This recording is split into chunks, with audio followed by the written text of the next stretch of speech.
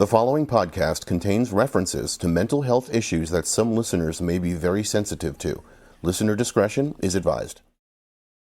I'm Roger Baker, Executive Director of the Stratfor Center for Applied Geopolitics at RANE, a global center of excellence for geopolitical intelligence and analysis. Learn how you can put geopolitics to work for your organization at ranenetwork.com.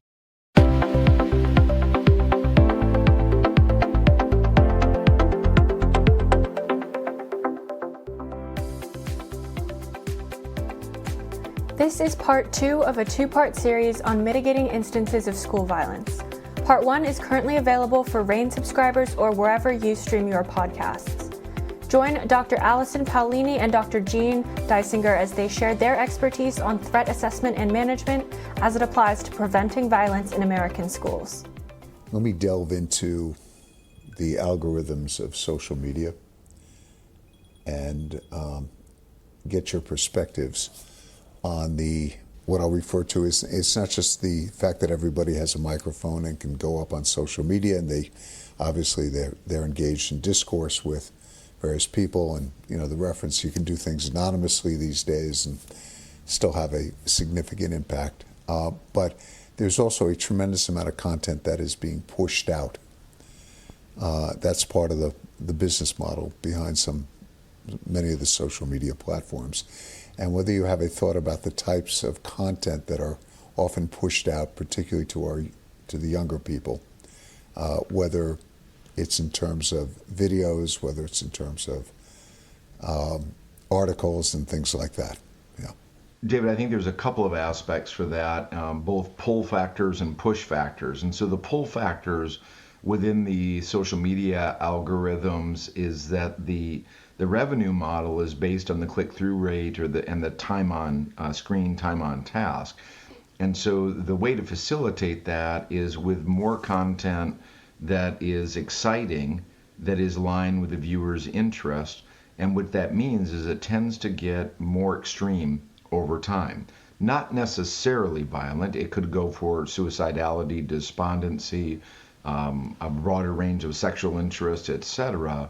But to keep that interest and that click-through, because that's where the revenue stream, that's what can pull people into areas and expose them to things they may not have initially had interest in. And then there's the push factors, where things are being pushed out to people by others on the site, by the use of algorithms to identify people with, for example, unresolved grievances and maybe struggling with ways to address those or looking for options in those. We know, for example, that those who have affinity for violent extremist ideological frameworks are actively trolling and using electronic tools to identify vulnerable people and to then channel content to them. We know also that foreign nation states are a big part in that. So certainly the companies that develop these programs, that develop the algorithms to support the revenue components, they have a role. But there's others that are exploiting those capabilities that I think are exponentially increasing the risks and the harm that is associated with them. Mm-hmm. Allison, your views? Yes, I agree. I think Jean said that really beautifully. I think that there's a lot on social media. Like I said earlier, we just have to be much more cautious, I want to say, and we have to have a watchful eye, right? Because we know that a lot of the information that's being posted or shared could be salacious in some way, shape, or form. And it may get people's interest or buy-in, but is it appropriate, right? And we know that a lot of these students, particularly the ones carrying out acts of violence, that there is a preoccupation, I want to say, with violence, right? So most of these perpetrators, the majority of them demonstrate some sort of interest, right? It's almost like a fixation or an obsession, right, with violence in videos or movies or other types of media. And so again, I think just having that awareness, right, and having the social media companies need to really, I think, refocus the priorities, right? We have to start prioritizing safety and wellness over money and fiscal success, right?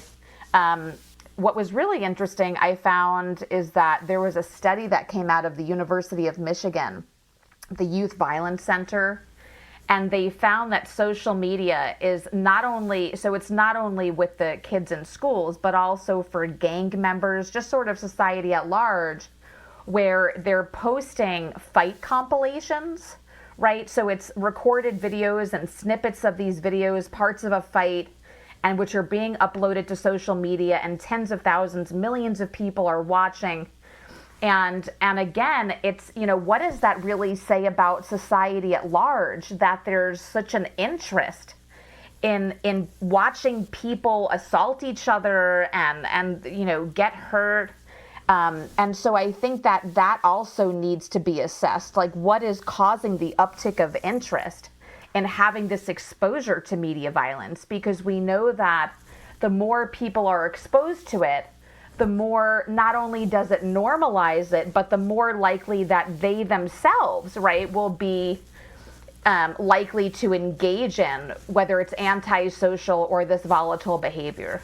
So I think those are also things that need to be considered. Okay, I'm not going to delve into the Surgeon General's report from just about, 10 months or so ago as well. Let me quickly switch gears because there was an important development, I think, in the last week. What I'll refer to as a new front in what I'll refer to as the broader effort to try to get our hands around these challenges. And Michigan jury, I'm referencing the Crumley case, but for the first time in U.S. criminal law, parents were charged in a mass school shooting committed by their child. And I don't want to get into so much of the details. One thing I will note, Allison, at least as testified to, apparently some issues were brought to the attention of the school. The school did not believe that the son was at risk. I want to put that aside. But I'd love to get your perspective on what essentially now is basically, we'll see where it goes on appeal, of course, but the notion of criminal responsibility on behalf of the parents for these types of events. Well, like you, David, I'll be interested to see where that one goes. I was a little surprised by the outcome of the case. Not that I didn't think that there was some negligence, at least as publicly reported, on the behavior of the parents. So I'll put that caveat there. But it is an interesting extension of the law. I certainly, it's not unusual that parents have a role of culpability in their children's actions. That's occurred in other arenas as well. This is probably the more extreme example of it. I think if it's sustained on appeal, it will highlight an acknowledgement that there are contributory causes here, and that others of us have a role in these cases and in the development of risk. I do think that we need to be careful about that, because there are things that are abundantly more clearly understood in retrospect than they are in real time. I've had opportunity to interview parents of persons, both who as children and as adults engaged in violent acts, who are stupefied by the actions of their offspring. Different circumstances, didn't have opportunity perhaps to be in what appears to be as contributory of a role in terms of access to a firearm, which I think was a compelling factor in that case, from what I'm reading in there. So I do urge some caution around that, but I think we should look critically at what were the contributing factors in there. And I think the after action report shows some significant deficits in the school's response, but issues of immunity from liability prohibited further action there, if I recall correctly. That's correct, Gene. Yeah. Allison, any initial perspectives on the case? Yes, thank you for asking. I think that's a great question. I actually fully supported the outcome. I think that this is reflective of, and I think Jean made, again, really, really spot on the commentary, but I think there's a lot of parents, particularly with this student, and I know what Jean was saying about mental illness versus overall mental wellness, and I agree wholeheartedly. In this case, I think that this kid, Ethan Crumbly, did struggle with serious underlying mental health issues. That was ongoing. This was not like stints in time. Clearly, he was struggling with some sort of mental health disorder. He's a very troubled boy. And I think the parents in this case were in complete denial that their kid was struggling. Maybe they were embarrassed, or that they felt that there was some sort of stigma associated with it, or that it would reflect poorly on their parenting, and so they clearly didn't get him the help that he desperately needed, which is a form of neglect, absolutely. And, I think schools kind of have their hand tied, because really much more follow through needs to be done by the parents. Yes, they can make a mandated report, and they should, about abuse. But in terms of, they can't mandate or require the parents to get their child help, even if they continuously recommend it. I think the other issue with this case is that the parents really facilitated and enabled the shooting to happen, right? Because they purchased the gun for him, knowing that he had a fixation, knowing that he had clear underlying issues and probably should not have access to a firearm. He was making drawings of guns, people lying in blood, really gruesome, worrisome drawings, did not have a strong support system, clearly was very isolated and ostracized. And then the father goes out and buys a semi-automatic handgun on Black Friday, right? So that was somewhat counterintuitive. And when the school called the parents in to have a meeting and asked them to take him home because clearly what he was doing was very alarming, the parents refused. And then the same day, he carries out the massacre. So again, in this instance, I do think that the parents should be liable. There's definitely an accountability there. They definitely failed him. They failed the children who were murdered. And I think if kids are struggling, parents need to recognize that getting them help is a gift. It's a sign of strength. And so that was my takeaway with that case. Obviously, it will go up on appeal. I will mention, and both of you have alluded to it, and I know Jean has been very focused. Unfortunately, within our network, and Dr. Michael Lesser has worked with many people, there are parents and significant others who are clearly recognizing the mental health challenges that their loved ones are going through, but are unable to get them the help they need. There are many stories where finding a professional has been a very, very difficult challenge. Availability at facilities, availability at hospitals, availability for diagnoses purposes, and that remains a challenge. Jean, will remember, I believe this was a state senator from Virginia, ended up on 60 Minutes, but whose son was struggling, and he was working very hard to have his son seen by physicians, and in fact admitted, believed his son was at risk. And, very, very tragically, he was with his son. I think they said it was going to be another few days or week. I can't remember what it was, but, his son had an episode and took his own life. And so the continued shortage of support resources here, I know, is something both of you have focused on. In closing, I wanted to see if I could just give you guys the floor. You counsel, you advise organizations in all sectors about what their program should look like for, I won't say for obviating this risk, but for mitigating, for detection, identification, response and remediation. And maybe you can just share in the closing minutes sort of I'll call it a checklist of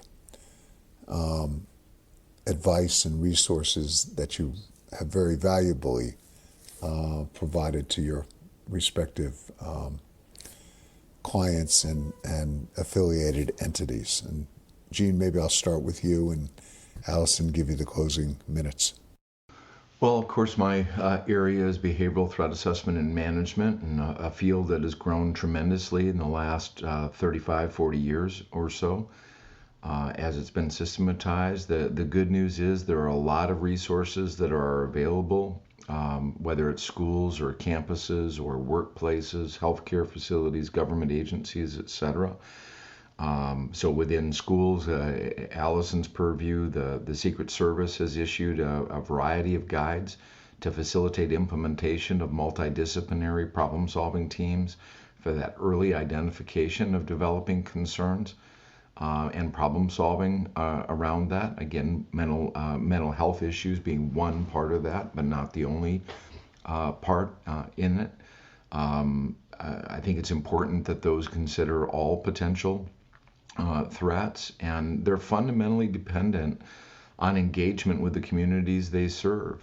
Research by both the FBI and the Secret Service has shown that one of the more significant factors that differentiates completed acts of targeted violence versus averted acts is whether bystanders came forward with their concerns. And if they do, we have a remarkable ability to prevent and mitigate harm. And when they don't, of course, not surprisingly, it's very difficult to do so.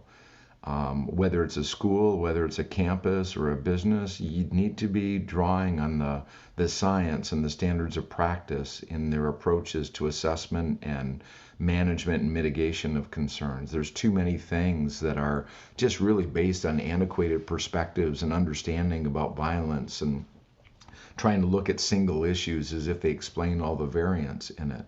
And we know better than that. And there's lots of models. Homeland Security within the United States has been providing more training and more resources. The FBI does regularly, Secret Service.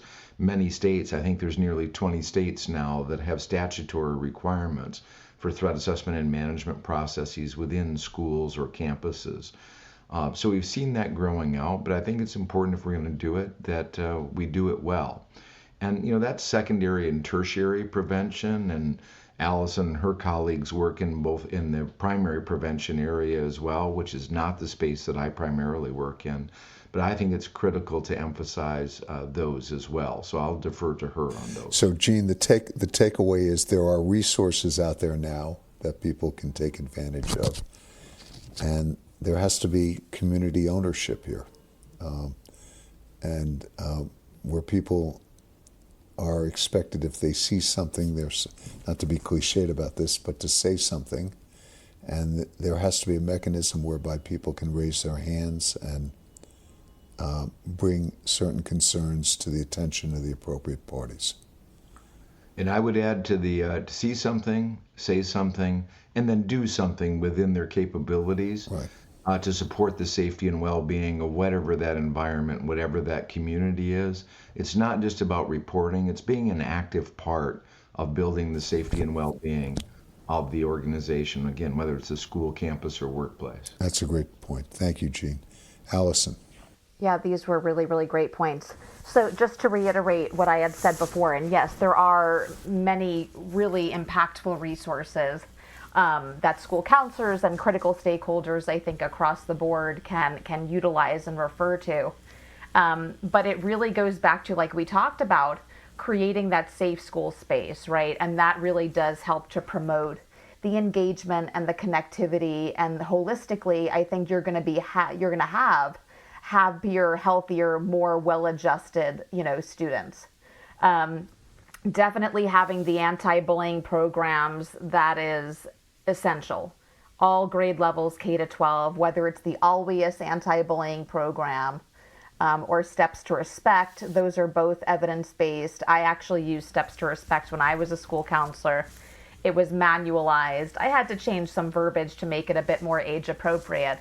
But it was a really, really wonderful program. I went into the classes bi-weekly, and I alternated between talking about bullying and character education.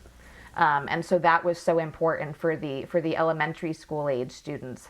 And I think just sort of going back to what you just said about see something, say something, in regard to the bullying, I think it's going to be so important to teach students to be upstanders rather than bystanders. So bystanders sort of look by and watch and maybe film what's going on, which ultimately just continues to exacerbate the issue. Whereas an upstander will assert themselves and, confidently speak up for the person being attacked. And I think that's really important to know that, especially those kids who are being bullied, for them to have a sense of support, and that camaraderie, I think, is important. Doing the threat assessment, that's probably one of the best resources that schools have prevention-wise, right? Just in terms of identifying who these students are and the degree to which they pose a threat to themselves or others. Collaboration, right? And contracting out with the mental health agencies is key, just because they have such a high caseload, school counselors, and they're limited. They're sort of restricted because they're not able to make those diagnoses. And so the mental health counselors can perhaps contract in and work with those students who need more support. I think the other important thing about collaboration is that since school counselors have such a high caseload, they're not able to know which students are struggling and who is not. And so that's, I think, where the collaboration with the administrators and with the teachers, because they're working with the students more closely, right, on a day-to-day basis. And so they would be able to recognize and identify students who may be changing affect-wise or physically, or their grades are dropping, or whatever the case may be. If there's anything alarming, then they could refer that student to the school counselor, which I think is essential. Integrating the social emotional learning, right? We know the importance of these life skills, having students work in small groups, teaching them about self-awareness and self-management and relationship building and responsible decision making, and helping them cope, teaching them coping skills, right? So we all go through adversity. And I think it's really important that we start teaching students how to embrace those hard times, persevere through them, and really demonstrate resilience, right? Because that's a reflection of one's character and one's integrity, which is so essential. Counselors need to continue facilitating responsive services, their individual, their small group, their crisis, their classroom counseling, breaking down codes of silence. So going back to see something, say something, a lot of students may fear saying something even if they have information because they don't want to be retaliated against, right? So giving them a discreet way to share knowledge, to share information, whether it's through Google Forms or another medium, it could be anonymous or not, having some sort of worry box, but some way where students feel empowered, right? And they feel safe sharing whatever information they have. Doing mental health screenings, even though school counselors can't diagnose, they can certainly screen to see if a student may be struggling. And just going back to the social media, continuing the monitoring, whether it's school counselors partnering with social media companies, or different types of companies that are able to monitor, types of posts being made, when they're being made, where they're being made from, and encouraging family involvement, right? We know the importance of family involvement and parent involvement, and research has shown time and time again, the more families are involved, the more successful the student. So breaking down those barriers and doing more to promote involvement from all critical stakeholders, I think, will be instrumental for overall student success. I want to thank you both for being overly generous with your time, and hopefully this can be a continued conversation. I will mention that, within our network, people are constantly asking, what can we do? What can we do as parents? What can we do in our workplaces? What can we do in leading academic institutions?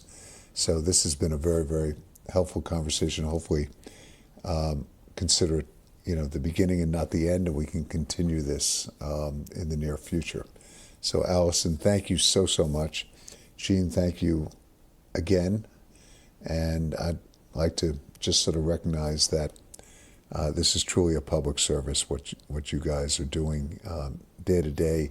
And again, thanks for being so generous with your time today. Always a pleasure, David. Thanks so much. And Allison, great to collaborate with you on this. Oh, you too, Jean. Yes, thank you, David. This has been such an awesome opportunity. I have had a blast. Thank you both. Really, this has been just wonderful. And just to add a little bit of irony to it, just while we were doing this on my computer, it came up that there was apparently a shooting in Kansas City, Jean. Yes, I saw. Around the at the Chiefs. Yeah, I saw that too. I had an alert. Yeah, oh yeah. My God. Just in case we needed any more reminders. Anyway, thank you both, and look forward to continuing the conversation. This is the RANE Insights podcast, which is part of the RANE Insights series, comprised of both virtual and real-world events offering unique practical perspectives from RANE's leading experts in risk management. To learn more, please visit us at ranenetwork.com. That's RANE network.com. Thanks for listening.